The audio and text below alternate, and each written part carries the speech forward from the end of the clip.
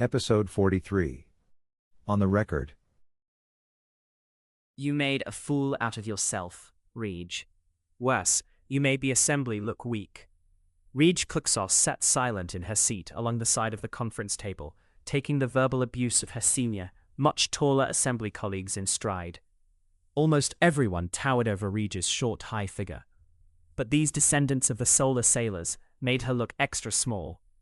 While humanity moved on and evolved, the assembly immortals froze in time, and so did their lanky body frames. The oldest of them, Linuka Omga, sat at the end of the table, shaking his bald head. You contacted her twice, and you are going on record with all this. I taught you better. Hushed conversations, secret meetings, off-record deniability had been his mode of operation for hundreds of orbits. Why would Linuka Omga want her father declared dead? Asked Gameng Sakpi. He shared a last name with Rige's committee co-chair Foyash, but they had neither a family relation, nor did she know much about him. He was old, not as ancient as Ruptimar, but his allegiances were not clear to Rige. She had heard anything ranging from hates Ruptimar to close confidant. On the assembly world, those two were not exclusive, but this man was an unknown in the meeting. She wants closure, said Rige. End her grief, move on. And we care. Kel Chaada was declared dead once, then returned 20 orbits later, quite alive. Then he was missing after a suicide mission, but came back 3 orbits later. Like most annoying people, he just refuses to die. Amusing, Gameng coming from an immortal, said Foyash Sakpi. Rige suppressed a chuckle. Not so amusing, if the request is designed to make us look foolish, said Gameng. We would only look foolish if he managed to have escaped death a 3rd time, said Foyash. No, said Gameng. Even if he stayed dead, the declaration would force us to deal with his legacy. How did he die? A hero of the interreality war, leaving his poor daughter behind, or make him a rogue operator meddling in sacred timelines, smearing the image of the people's hero in the most volatile parts of human-settled space? We lose either way. We do not have his funeral here, said Rige. Ancient long necks turned heads with confused faces toward her. Where else would it be? The man was an assembly member after all. You want to allow this to become an uncontrollable affair elsewhere. There is no body, said Rige. Nothing we can claim to bury him here. Besides, his daughter has requested a ceremony on Prowl. And we are going to agree with Linuka Omga? What happened to the plan using the funeral to lure her back here? Rige shook her head. And make a move on her after she participated in her late father's state funeral. Chaada might have been a divisive character, but there will be non-stop coverage of the event if it were to happen here. We want Linuka Omga back. Yes, but we need her to return silently, so her disappearance will not be noticed. You are considering Prowl? In the Well Edge? Yes, a desolate, uninhabited world in the middle of nowhere. A small ceremony with a handful of close family members and friends. No coverage, maybe a footnote. The assembly generously granted the family's request, respecting their wish for privacy. We will not even send a delegation, asked Gameng. This will make us look weak indeed. Like we fear the man even in death. Linuka Omga rose from his seat. You can be certain his close companions Miru and heir to the Tras throne, Ra, will be there. Technically, the assembly will be represented. But why Prowl? If it is as remote as you say, it seems an odd choice. Not really, said Foyash. Prowl is the place of Chaada's early successes.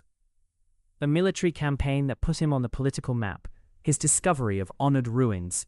Most will agree it is a fitting resting place, for a few spins. And then the galaxy will begin to forget Kel Chaada. Rige's co-chair was correct, except for the last part. The young Linuka will not. She will use her powers to honor his legacy. I looked her straight into those bright Omga eyes when she realized her mother's seat in the chamber is no longer vacant. She might lack Sia Omga's foresight, but she is adaptable. After the funeral, she will want to claim her father's seat. Linuka Omga nodded. For the young Vrishini, yes. Ironic, as we had considered a similar move. But you read her wrong, dear Assembly Member Khuksos. Her foresight is unmatched. It will get stronger even. Rige was almost there.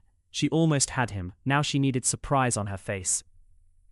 First the eyebrows, lifted, uneven not to appear rehearsed. Her skin flattened from slight tension over the forehead. Then the eyes, just enough pull on the lids that she could sense it. The mouth was last and most difficult, lips parting just enough for an inaudible inhale. Then the words, "What do you mean by stronger?" The greatest mystery of multi-awareness is the requirement of a causal connection. Our own experiment stalled because unrelated events or persons can neither be accessed nor manipulated.